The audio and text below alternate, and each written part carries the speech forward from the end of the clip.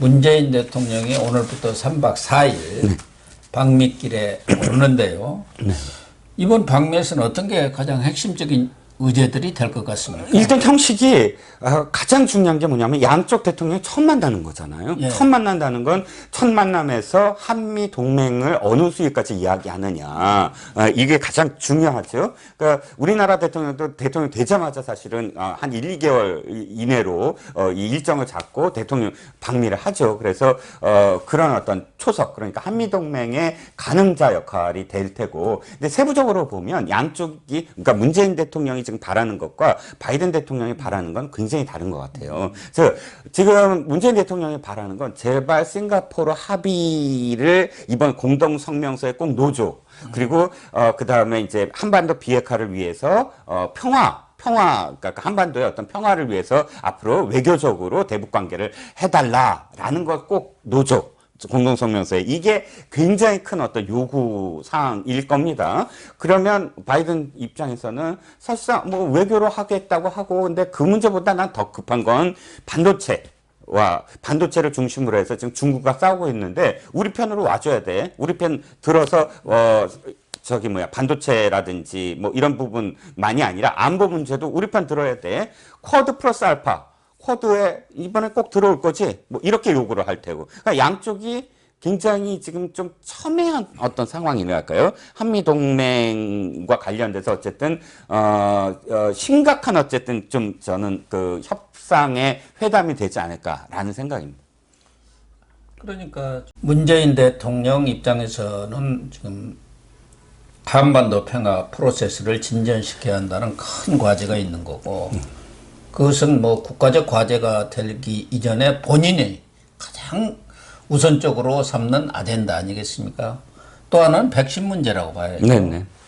지금 백신이 충분히 공급되지 못하고 있는 게 현실이거든요. 뭐 9,600만 명분을 확보했다고 하지만 그게 공급이 안 되고 있는데, 미국에서는 모더나 2천만 회에다가 아스트라제네카 6천만 회, 이런 한 8천만 회 정도는 해외로, 다른 나라로 이렇게 공급할 수 있다는 입장을 표명하고 있고, 한국이 뭐 우선적으로 협상국이랄까 이 얘기를 하고 있기 때문에 이 부분에 있어서는 백신과 우리의 반도체 이런 부분을 서로 스와프 내지는 서로 주고받는 식의 협상은 이루어질 것 같아요. 네. 그렇다고 봐야겠죠. 네, 그렇습니다. 그러니까 그 삼성전자를 2번이나 불렀잖아요, 백악관이. 네. 그러면 그건 삼성전자가 좀 투자를 해라.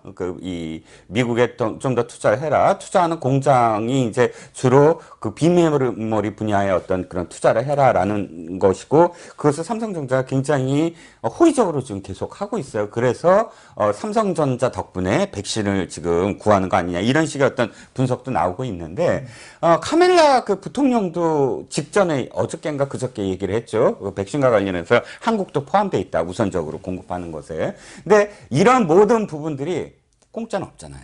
예. 뭐 공짜로 그냥 그래 오자마자 그럼 백신을 주겠습니까? 그게 아니라, 그러면 우리가 줄 테니까 너네는 우리의 뜻에 어떻게 맞게 할래? 라는 거를 은연중에 지금 압력을 저는 넣고 있다고 봐요. 뭐 반도체 문제라든가 이런 부분에 있어서는 사실상 뭐 발표를 안 하고 있을 뿐이지, 삼성이라든가 SK 뭐 이런 쪽에서 엄청난 대미 투자를 하고 그것을 이번에 미국에 가서 발표를 하는 것 아니겠습니까? 네네. 이런 카드를 내놓는 거죠. 우리가 이렇게 할 테니까 당신들은 백신을 달라. 또 지금 문재인 대통령은 우리나라를 백신 공급의 허브 기지로 만들겠다, 뭐 그런 거 아니겠습니까? 그러니까 원천 기술이나 또 재료는 없다고 하더라도 미국 제약사들이 이 백신 제조 이 권한이랄까요? 그런 것을 매집게 될 경우 우리나라에서 엄청나게 백신을 만들어낼 수는 있는 거죠. 생산해낼 수는. 네. 그런 것은 뭐 가능할 것 같은데, 가장 큰 게 이제 한반도 평화 프로세스인데, 아까 이 국장님 말씀대로 서로 지금 시각이 다르고, 또 하나는 지금 문재인 대통령으로서는 북미 대화 그리고 남북 대화를 이루어야 하는데, 지금 미국 간의 대화를 강조를 하고 또 중국과의 협조를 당부를 하고는 있습니다만은 김정은 입장에서는 뭐 대화 나서는 것이 문제가 아니고 체제를 완화할 수 있는 방안을 만들어 보라는 그런 압력을 지금 계속 가한 것 아니겠습니까? 그동안 문재인에 대해서 할 말 못할 말 한 것은 미국 가면은 그 말로 만나면 뭐 하느냐, 싱가포르 하노이 안 봤냐, 확실히 제재 완화를 하겠다는 거 어느 선까지 할 건지 그래야 우리도 뭔 카드를 내놓을 거 아니냐 뭐 그런 거 아니겠어요. 근데 과연 제재 완화 카드를 얻어낼 수가 있겠느냐. 그렇죠. 그런 거죠. 그러니까 가장 불안한 게 이거예요. 문재인 대통령이 김대중 대통령이나 노무현 대통령의 길을 걸을까 봐요.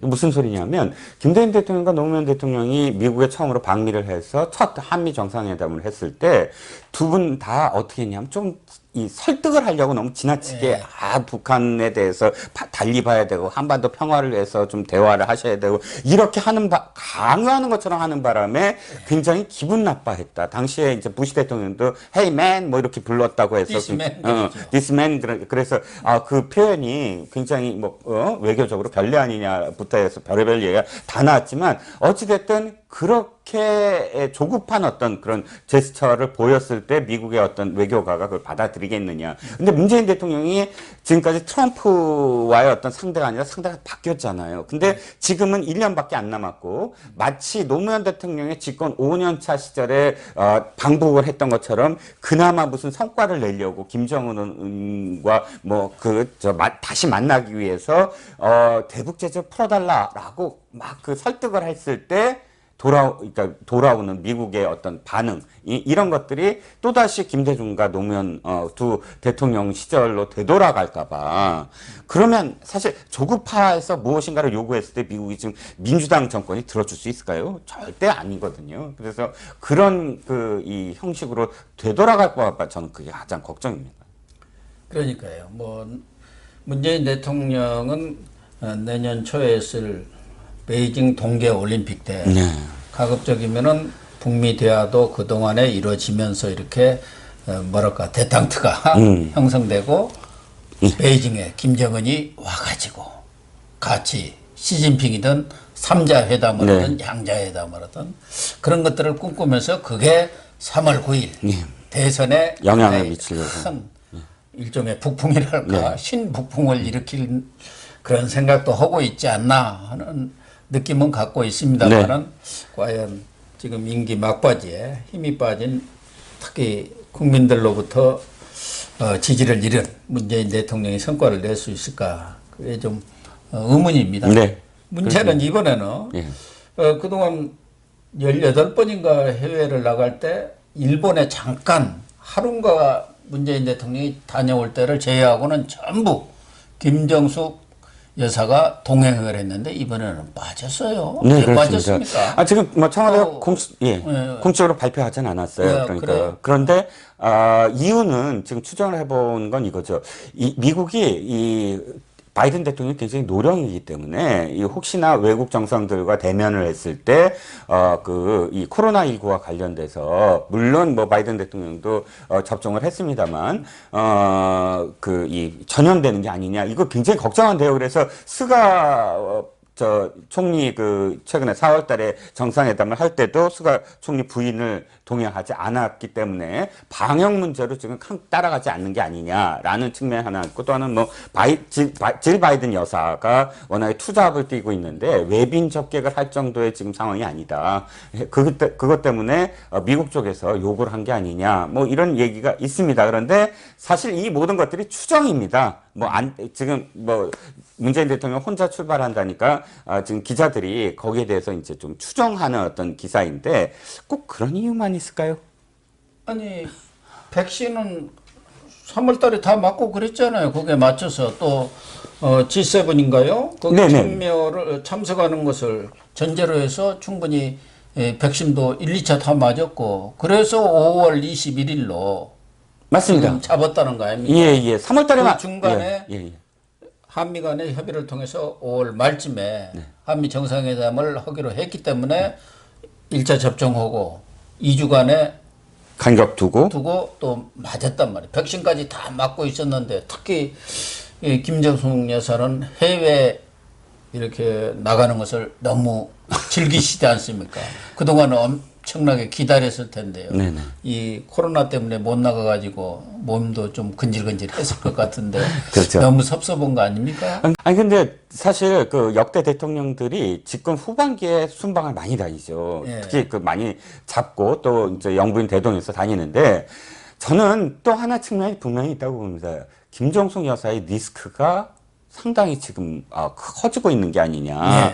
근 1년 동안 제가 이제 김정숙이라는 키워드로 한번 인터넷 기사를 검색해 봤어요. 근데 버즈량이 굉장히 줄어들었어요. 그러니까 노출을 잘 안 하고 있다라고 여겨지고 있고, 작년에 이 재해 때문에 김정숙 여사가 어디를 방문해서 자원봉사를 했는데 역대 그 자원봉사를 기억하시면은 아예 그날로 이렇게 보도가 됐는데 한 2, 3일 후에나 이렇게 갔다 그러고 그냥 SNS 같은데 사진 올린 걸로 그냥 갈무리를 했습니다. 그러고 보면 김정숙 여사를 일부러 좀 이 노출을 좀 자제하는 게 아니냐라는 생각까지 들어요. 근데 최근에 김정숙 여사와 관련돼서 의혹 보도가 하나 있었죠. 이 과기처 장관 이 임명과 관련해서 그 김정숙 여사의 지금 생각 아니냐 배우설이 나왔죠. 근데 그게 나오자마자 지금 또다시 여당 의원들이 벌떼처럼 좀 공격을 하고 청와대도 막 벌쩍 놀라갖고 이철희 정무수석이 직접 나서서 막 공격 방어를 했어요. 이 모든 것들이 일단 김정숙 지키기를 왜 할까? 그리고 이 와중에 김정숙 여사가 꼭 동행을 하지 않는 이유가 그것 때문일까? 저는 여기서 만약에 방미를 해서 한순간이라도 지난번처럼 뭐 라오스 방문이라든지 필리핀 방문 때와 같은 그런 모습이 연출됐을 때 국내에 미칠 어떤 파장 이런 것도 지금 좀 두려워하는 게 아니냐라는 생각도 합니다. 문재인 대통령도 해외만 나가면은 뭐 좀 해프닝을 일으켰습니다만 네. 김정숙 여사가 해외에 나가서 해프닝 일으킨 게 아마 5손가락도 훨씬 넘을 것 같습니다. 많죠. 참 별의별 해프닝을 많이 일으켰지 않습니까? 네. 뭐 라오스 가서는 의장대사회를 대통령보다 앞장서서 딱 오고 비행기 트랩도 먼저 올라오고 뭐 이런 것도 있었고 2018년 체코 프라하에 그 비투스 성당 가서는 뒤늦게 우리 남편 어디 있어요? 뒤에서 막 뛰어가갖고 이 체코 대통령과 문재인 대통령 사이를 비집고 들어가서 팔짱을 끼웠는데 이건 외교적인 결례죠. 일단 외교적으로 엄청난 결례고요. 왜냐하면 이 대통령들의 동선이란 건 이미 지켜져 있는 거거든요. VIP의 동선은. 그래서 그것들을 이렇게 무너뜨리면 그다음부터 비상 상황이 될 수밖에 없어요. 그게 영부인일지라도. 그리고 앞서서 대통령보다 앞서서 간다는 건 이 외교는요 의전이 절반이잖아요. 응? 의전이라는 건 양쪽의 어떤 그런 이 문화적인 것을 상호 존중하면서 배려하는 그런 의식이 바로 의전인데 그런 것들을 완전히 무너뜨렸다라는 건 외교적으로도 결례만이 아니라 의전을 무너뜨렸다. 그러니까 외교의 절반을 지금 완전히 망가뜨렸다. 이렇게 해석을 할 수밖에 없어요. 그런데 당시만 하더라도 생기발랄한 김정숙 여사 뭐 이런 식으로 미화됐던 어떤 측면이 많았죠. 유쾌한 정숙 씨로 이렇게 미화됐고 그랬는데 외교부 장관 바뀐 것도 하나의 원인이 아닐까 하는 생각이 들어요. 그동안 강경화 외교부 장관은 관광회사 사장 역할을 많이 했잖아요. 어디 좋은 곳 구경할 만한 거 맛있는 곳 이런 것을 잘 찾아가지고 이렇게 모셨는데 정의용 지금 외교부 장관 아무래도 그런 부분에는 조금 소홀한 것 아닌가. 그러다 보니까 미국과의 협상에서 영부인 일정에 대해서 너무 관심을 좀 안 기울이다가 이렇게 된 거 아닌가 하는 생각도 들고. 그럼 원망스럽겠는데요. 장관 교체가. 질 바이든 여사가 투잡을 한다고 하지만 두 분이 만나는 기회라는 건 한 번 정도인데 그 시간을 못 내겠습니까? 그럼요. 그러니까 그것도 사실 백악관에서 얘기한 것도 아니고 또 청와대에서 얘기한 것도 아니고 우리 기자가 그냥 그렇게 추정을 하고 있는 것이기 때문에 그걸 확실하게 믿을 수도 없고. 어쨌든 김정숙 리스크를 줄여야 한다.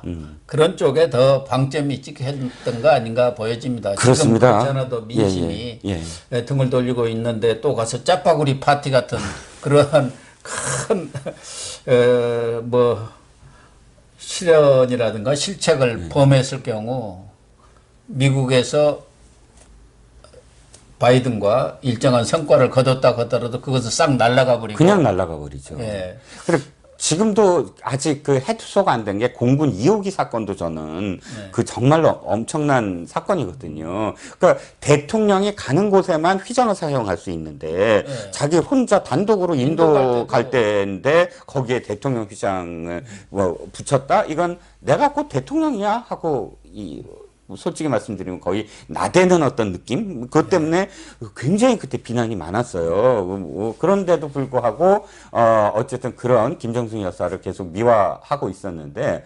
이번에 그만큼 또 이 한미 정상회담이 녹록지 않다라고 지금 생각을 하고 있는 것 같아요. 또 하나는 지난번 스가 총리하고 이렇게 바이든과의 오찬 때는 햄버거 오찬을 해갖고 스가 총리가 밥도 못 먹었다는 거 아닙니까? 네. 이번에도 그 오찬은 우리는 햄버거 오찬은 안 하겠다고 했는데 그 문제도 아직 해결은 안 된 것 같아요. 그렇습니다. 어저께 이제 이 일정을 청와대 출입 기자들한테 보냈어요. 그런데 보니까 오찬 내용은 없어요. 그래서 기자들이 좀 질문했나 봐요. 따로 야 오찬 어떻게 됐니 그랬더니 에이 햄버거 오찬은 없을 거야 정도로 대답을 했대요. 그러니까 하겠다는 건지 말겠다는 건지. 그러니까 스가도 그때 욕을 국내에서 먹었으니까 아 우리도 햄버거 하면 저 푸대접이야라고 생각을 할 거야. 어떡하지? 뭐 이렇게 고민하고 있는 어떤 의미에서는 아직도 이 문제는 확정되지 않은 것 같습니다. 김정숙 리스크도 있습니다만은 여권은 송영길 리스크도 만만치 않은 것 같아요. 뭐 지금 당 대표가 돼가지고 적극적인 행보를 보이면서 나름대로 목소리를 내고는 있습니다만은 어제도 문재인 대통령 방미 하루 앞두고 미국은 민주주의 2등 나라다. 네. 이렇게 또 비판을 했어요. 네, 뭐 이유는 그거라지요. 그러니까 이 대북 전단과 관련해서 미국이 지금 하원이 청문회 열었잖아요. 네. 그거 관련해서 아니 이코노미스트지를 인용을 한 겁니다. 이코노미스트지에 따르면 그러네요. 한국은 뭐 완전한 그런 그 민주주의 국가인데 미국과 프랑스는 뭐 2등급이다. 뭐 이런 판정을 받지 않았느냐. 그러면서 이제 뭐 그 얘기를 했는데 다 좋습니다. 이코노미스트 그런 인용하는 것도 좋은데 중요한 건 집권여당 대표잖아요. 그 집권여당 대표는 그만큼 현 정부의 외교 정책과 관련해서 전폭적으로 지원하고 그 자락을 깔아줘야 되는 역할 아닙니까? 저는 예를 들어서 여당 의원 중에 한 명이 이런 얘기를 했다 그러면 그 내용에 대해서 동의하지 않더라도 아유 그런 말 뭐 입법기관이니까 할 수 있어라고 할 수는 있어도 집권 여당 대표가 대통령이 방미를 해서 첫 번째로 바이든이라는 사람과 지금 회담을 하는데 밑자락을 그렇게 깐다? 뭐 이 미국은 민주주의가 형편없다라는 식으로 한다? 이건 도대체 있을 수 없는 일이죠. 한마디로 말씀드려서. 예. 예. 어쨌든 문재인 대통령이 3박 4일 동안 상당히 중요한 아젠다들을 가지고 미국을 방문하는데 이번에는 김정숙 여사도 동행하지 않아서 좀 홀가분한 그런 모습으로 그런 행보를 할 수 있기 때문에 바이든 대통령과 한미 정상회담에서 정말 우리 국민들이 모두 박수를 칠 그런 큰 성과를 가져오길 그럼요. 일단 기대를 해 보지요. 네, 그렇습니다. 예. 네. 그리고 나서 또 성과를 보고 네네. 얘기를 하도록 하겠습니다. 네.